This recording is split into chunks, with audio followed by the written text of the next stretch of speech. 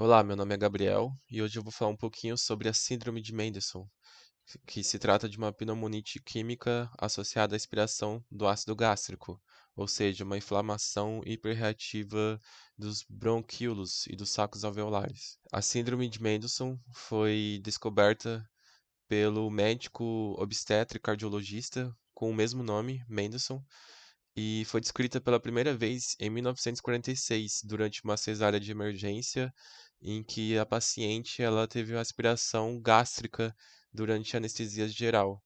Então, esse médico ele acabou publicando pela primeira vez um caso desse num jornal americano de obstetrícia e ginecologia. Trata-se de uma lesão pulmonar aguda, sem um processo infeccioso.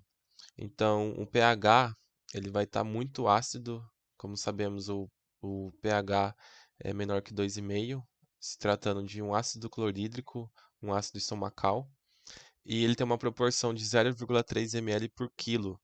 Então, pode ter de 20 a 25 ml uma aspiração para ela causar essa síndrome. Como sabemos, ele vai ter um processo bifásico, ou seja, a lesão pulmonar vai se dividir em duas fases. A primeira fase, ela vai ocorrer de 1 a 2 horas após a agressão pulmonar e vai ter um efeito cáustico direto na interface alveolo-capilar. Podemos ver aqui, ó, os alvéolos e os capilares, aqui onde ocorre a troca gasosa, CO2 e O2, e aqui vai ter um efeito cáustico, ou seja, o ácido vai estar entrando em contato e causando essa lesão. E na segunda fase, de 4 a 6 horas após a agressão, vai haver um infiltrado neutrofílico nos alvéolos. Então vai ser a primeira resposta imunitária, vai ser encher essas membranas, essas interfaces aí de neutrófilos. O quadro clínico, o paciente pode ser assintomático, que pode dificultar muito o diagnóstico dessa síndrome, ou o paciente pode apresentar dispneia, taquipneia, broncoespasmo, hipoxêmia, hipotensão, cianose, que são tudo características aí de um paciente que broncoaspirou alguma substância desconhecida, né? No pior dos casos, pode haver uma depressão do nível de consciência. A radiografia, a gente pode observar vários infiltrados periliar com uma confluência, ela se irradiando aqui, ó, ela tem uma conexão de um lado superior indo aqui até o lado inferior. Então, tem um padrão nodular confluente e tem uma consolidação também. A gente pode observar na radiografia.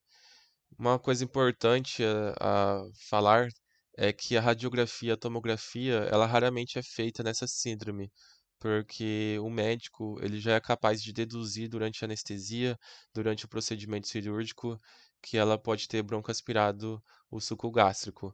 Então, a radiografia, a tomografia, ela não tem tanta importância na hora de diagnosticar, só depois que é feito o diagnóstico.